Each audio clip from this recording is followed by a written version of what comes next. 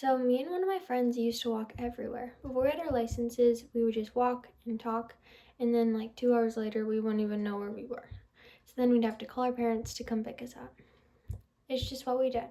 So one summer, my family decided to go on a trip to Suez, and I brought her along with us. The first night, we decided to walk and get ice cream.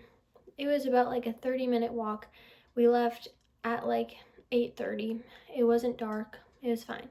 So we walked and got ice cream. We were just hanging out, talking, laughing, whatever. We start walking back. The sun had just set, so we weren't like worried about anything happening. Like it didn't seem super dark. It was fine. And so as we're walking back, about halfway back to our hotel, this like blue Jeep with no doors and like four big men inside like pull onto the sidewalk in front of where we're walking. And so we're like, what? And we start sprinting the other way. And the Jeep turns around and like passes by us going slowly as like we're running this way. So then we stop and we're like, that was weird. So then we were like thinking like, should we go call my dad and get him to pick us up? But then we were like, no, it's only our first night. Like if we call him now, we're not going to be allowed out on any of the other nights, and whatever, it's just one time. So we keep walking, and we're get like 5 minutes further down the road, and this purple sports car stops, pulls up next to us and stops. And we see the guys inside and we start sprinting the other way, and we're like, once like we get further down the road, they keep driving. We're like, okay, now we're a little bit scared because it happened twice. So we see a wall that's kind of like blocking from the road. So we kind of go behind it and we're like, what do we do? Like, should we call my dad? So I was like, yeah, like if that happened twice, like it could get worse. So then I call my dad and I'm like, hey, like, could you come pick us up? Like, it's kind of scary. And he thinks we're just trying to get out of walking. He's like, how far are you? And we're like 15 minutes away. And he's like, just walk. Like, and I was like, and then I explained the whole situation to him because before I didn't want him to think anything of it, so that like we'd still be allowed going and walking the rest of the nights we were there.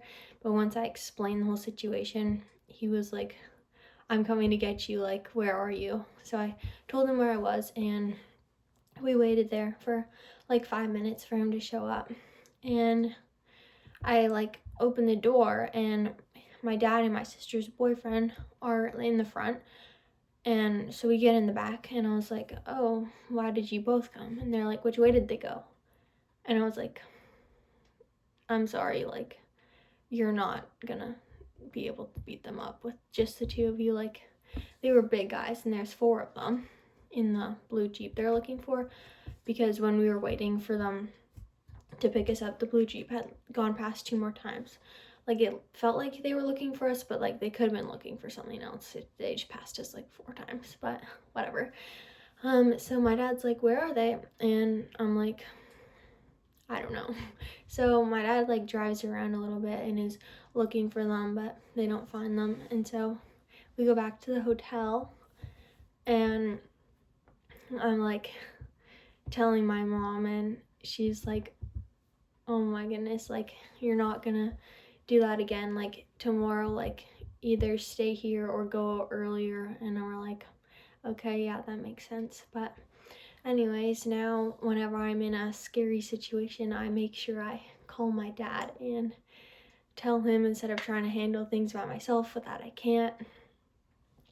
And so yeah, we were still allowed out though. Like, I'm glad that I called my dad, because I don't know what would have happened if we didn't. Like, we're lucky that there wasn't anything worse. But yeah, it definitely taught me not to walk at night.